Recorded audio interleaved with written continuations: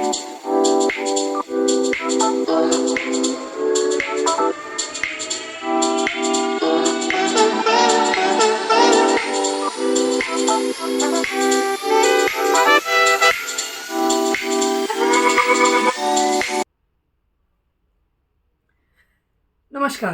Welcome welcome welcome welcome to B wow.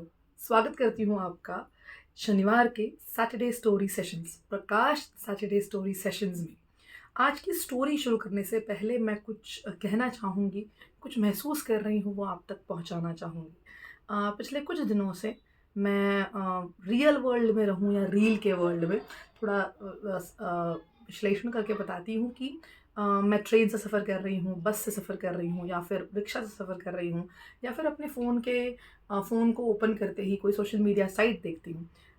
एक common चीज़ मुझे हर जगह देखने मिल रही है, जो है एक एक बहुत ही बड़े उत्सव को लेकर हर एक का बहुत ही ज़्यादा उत्साहित होना। दिवाली तो है नहीं, पर हर जगह, हर चौराहा, हर घर दिवाली सा सज गया है। सोमवार की प्रतीक्षा में, 22 जनवरी की प्रतीक्षा में। आपने सही पहचाना, मैं बात कर रही हूँ अयोध्या के राम मंदिर के प्राण प्रतिष्ठा के अवसर की। उस समारोह को देखने के लिए, उस हर्षोल्लास में सम्मिलित होने के लिए हम सब सब बहुत ही ज़्यादा उत्सुक हैं, बहुत ही ज़्यादा सजे धजे बैठे हैं। ऐसा बहुत प्रतीत होता है, क्योंकि जैसे मैंने कहा पहले भी कि अगर मैं सफ़र कर रही हूँ तो मुझे हर जगह वो उत्साह देखने मिल रहा है। चौराहे सज गए हैं, घर सज गए हैं।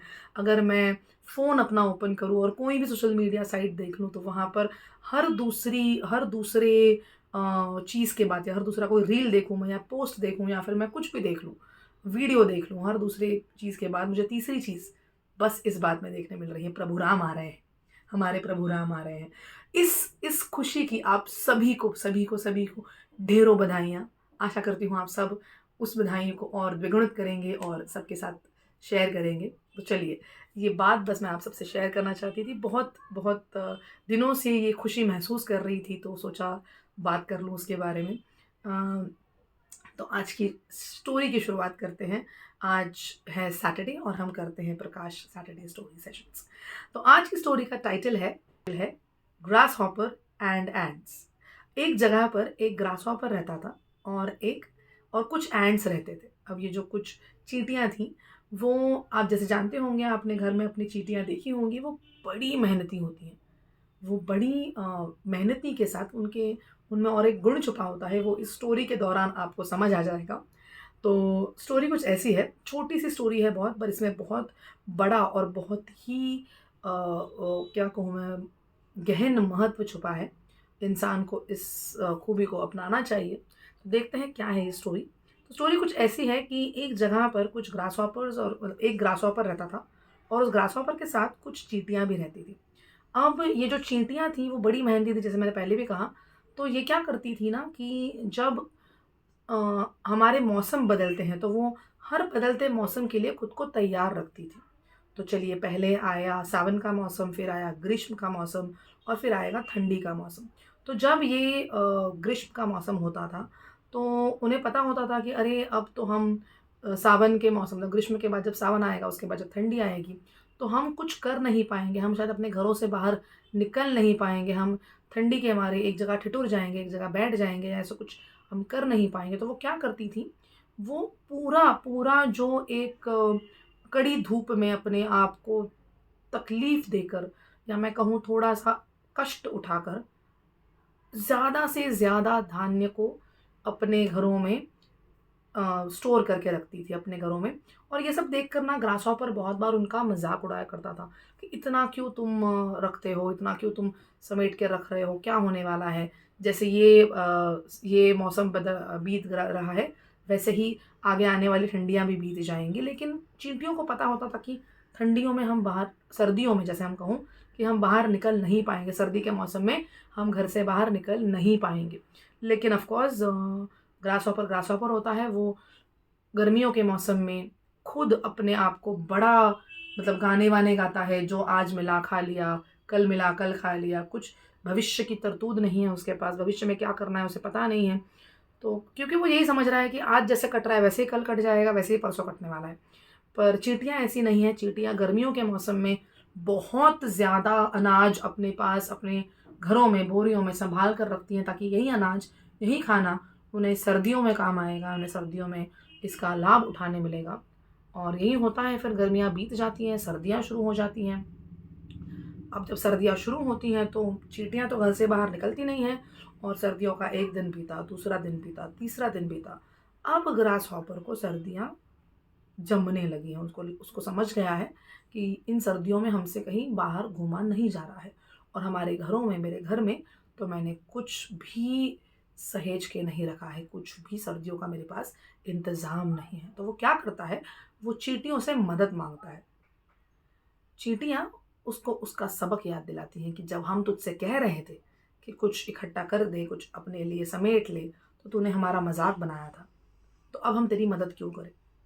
अभी स्टोरी तो एसप फीबल की यहीं पर ख़त्म होती है कि ग्रासहॉपर को अपना सबक मिल जाता है, और वो ये समझ लेता है कि उसे आराम नहीं करना चाहिए, उसे भविष्य की तरतूत करके रखनी चाहिए। उसे नहीं पता कि हर बार वो एक जैसा ही काम करता रहेगा, या एक तरीके का ही उसे काम होता रहेगा।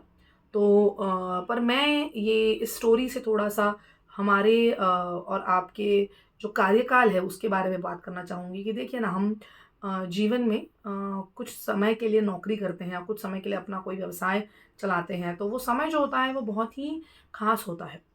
हम उसमें आज खाया, मतलब आज कमाया, आज खाया, ऐसे नहीं कर सकते। हम हमेशा, हमेशा भविष्य की तरतूत बनाए रखते हैं, और ये होता है चींटियों वाला गुण जो हमें समझना चाहिए। हम कभी भी इस चीज़ को ये नहीं भूल सकते कि चलो, ये महीने की हमें जो तनख्वाह मिली है उसको ये महीने में खर्च कर दें।